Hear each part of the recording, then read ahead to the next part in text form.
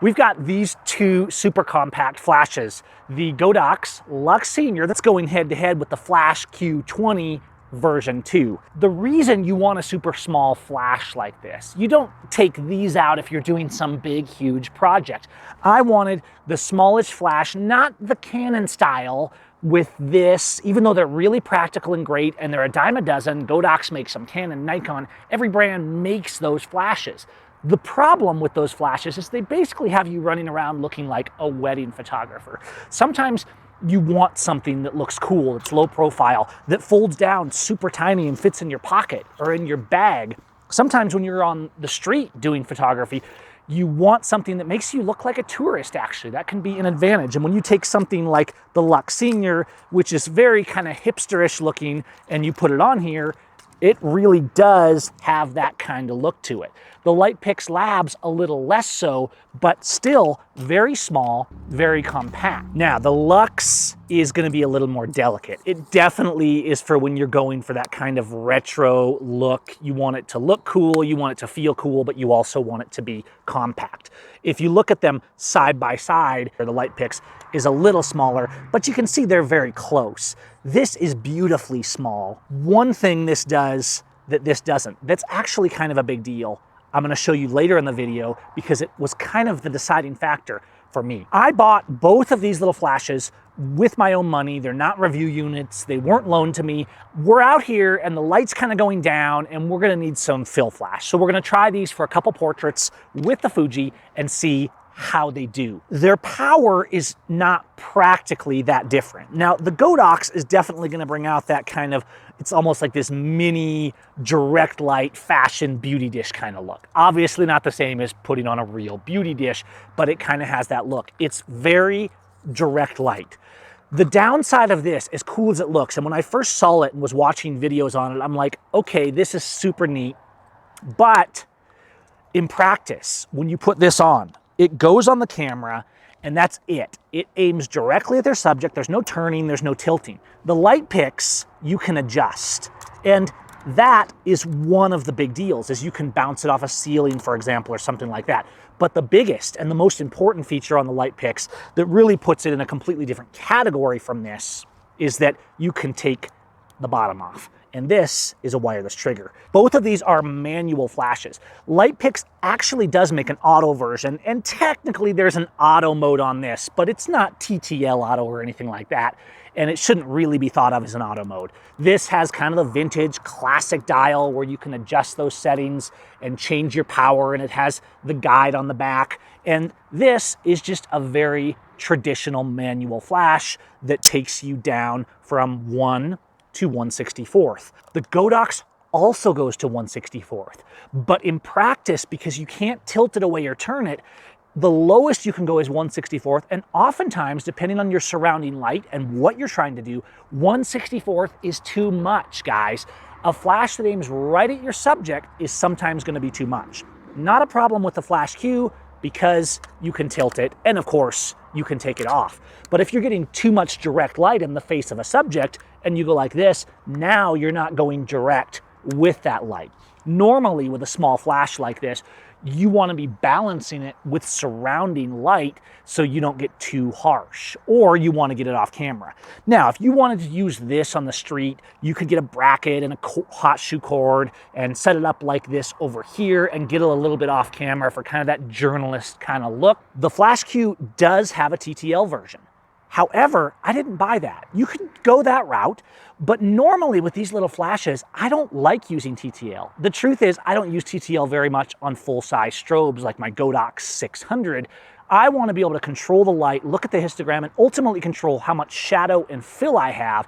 And it's so easy to do flash manually if you just have a basic understanding of zones and shadow and histograms like we talk about all the time on this channel. The beauty also of manual is you don't have to buy one for your Sony and one for your Fuji, etc., etc.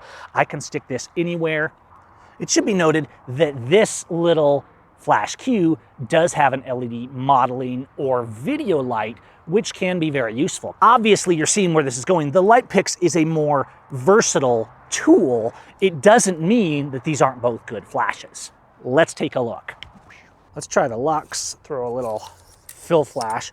Both of these are small flashes, so you're going to be using both of these in a manner of pretty low-key, like fill light and things like that. Combining with the natural light, these kind of things actually work perfect, even though this is still on camera. Now, if I turn this up and start going more intense, right, it can wash out her face really fast because it's this very beauty dishy kind of look. And of course, I could change settings then. I could adjust apertures and make it more of a flash lit scene.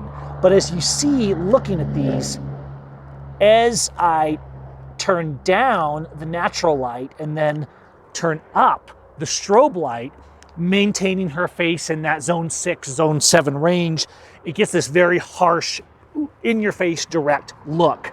And that is normally not what you want, but there certainly could be instances if you're going for that kind of fashion look or something like that, where that works really well. I'm shooting wide open on the 50 here on my Fuji and just kind of mixing in. It's working perfect at about 1/16th, giving that mix of natural light with the artificial light, the little bit of sun we have in the background, the railroad tracks, just everything that's kind of going on here. Just relax your face a little bit more. Go off to the side there.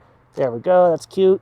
There are a couple slave settings. There's the guide, so you can kind of do exposure settings, but frankly, the beauty to me of having a manual flash like this is not having a lot of settings, not having to worry about TTL, and just kind of going with it, using the flash mixed with whatever light is already there, and then using your histogram and your zones to kind of see where those tones are falling and place your subjects where you want them. Okay, now coming in with the Flash Q20 version 2. Same kind of thing, just this cute little brick. The output of these is not that different. I'm gonna run this at 16th as well. Kind of pull back a little bit, there you go, right there, that's cute. Okay, that's pretty. I'm gonna go down to a 32nd on this. Now, the cool thing about the Flash Q, however, is not only can we take it off camera, I can also just tilt it. So if I wanna get a little bit less light, I can just kind of offset it and feather it across the subject because of that nice angle that it goes at.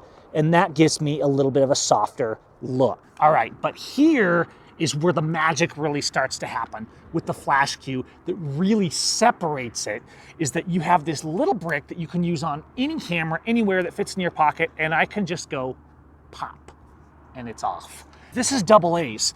The Lux Senior you can charge by USB-C, which is really cool, but when it's out, it's out.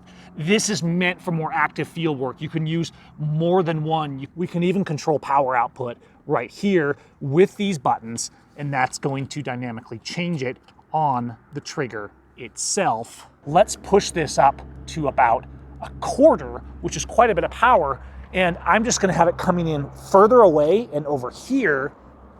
And what's gonna happen, let's go an 8. I can bring this over here now and get a more off-camera look right here in my hands. Or I could push that more and say, let's set it over on top of the car. I could grab a little Gorilla Pod or a little something like this, screw this right in here, and basically just set this anywhere I wanted. I could also use more than one of these, and I could still trigger it. I'm gonna set this way over here on the ground and tilt it up. Now, this is not a super long range sensor, but it does seem to work pretty well. I'm gonna show you where I put this. Let's just flip the camera here. You can see that over here on the ground, I've put the Flash Q. It's a little low, but I've tilted it up. That's also cool.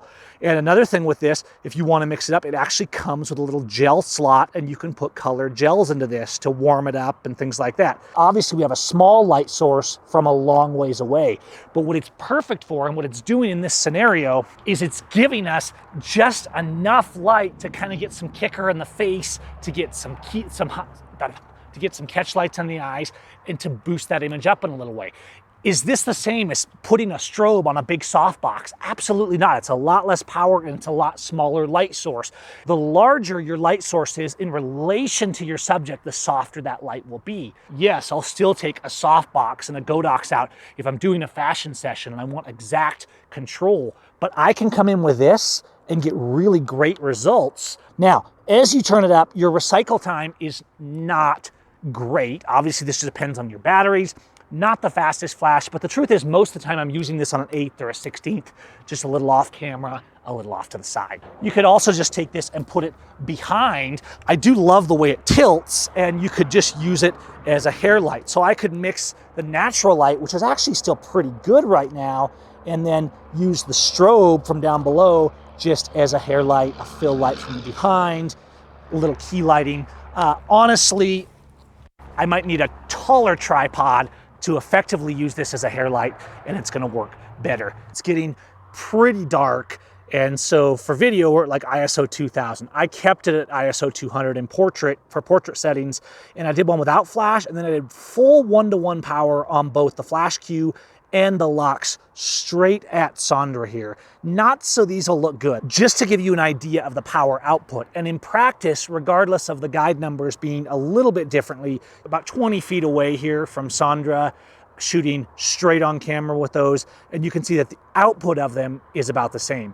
Both of these are gonna run around $100. You're actually paying a little bit of the hipster tax on the Lux Senior. The Flash Q manual is a touch cheaper. The Lux Senior, you pay a few bucks more for. There's also the Lux Junior, which I feel like isn't even a little bit more limited, but it could have its place depending on what you're trying to do.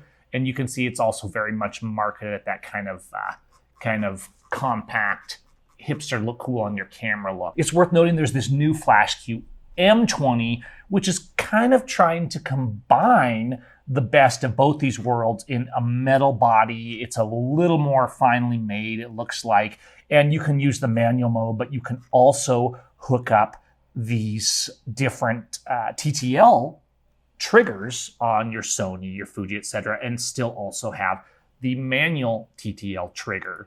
And you can see if you look at all these, that the specs are going to be almost identical in all of these, and you're just going to pay a little bit more of a premium for this one. I've had these out on a few mini sessions now. They're both really fun, but the Flash Q just so versatile because I can take it and just throw it off in a corner. I can throw a light against an outside wall to illuminate and make the background light. I can do a little fill flash in a setting in a room or a portrait or something like that, and it's just really versatile. And I have to say, I'm just really enjoying the way Flash Q has done this, and I would definitely declare this the winner for the price point. With this, it's straight USB charging. You can't change the batteries. There's no tripod mount. You would have to get like a hot shoe tripod mount adapter. There's really no off camera. You would have to get a cable or something like that if you really wanted to do that. With the Flash Q2, it's a completely different story. This is a much more versatile flash. The controls are very manual and organic, but also straightforward. You got a little fill light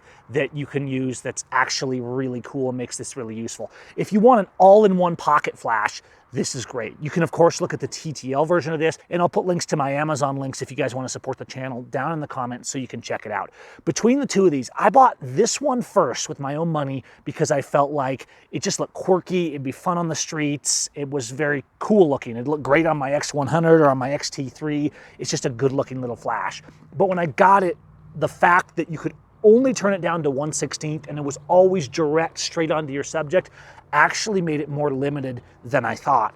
The ability with the Flash Q22 to have those same adjustments, but also to tilt it, also to quickly take it off camera, also to even expand and have more than one of these, it really makes this kind of a next generation flash system, and this just a fun, quirky flash. If you put a cord on the Lux Senior and held it off to the side like this, you actually could also get great results, because just a little bit of off angle goes a long way if you're just doing a bit of a portrait light. And it could be really great for street photography and really kind of have that touristy, kind of fun retro vibe, and that can actually be really disarming. So I think there could be a place for this, but this is also very small. It's not like a big tippy style flash that you would use at a wedding. It's not a big portrait style flash. It's not heavy. Neither one of these are going to stand out doing street portraits, going to a little session, or having it in your bag when you're traveling. I am going to be sticking with the Flash Q as my daily driver compact. I did quite a bit of research, but I came down to these two for sheer small, fun, usability, and compactness. Let me know what you think in the comments, and we'll see you on the next one.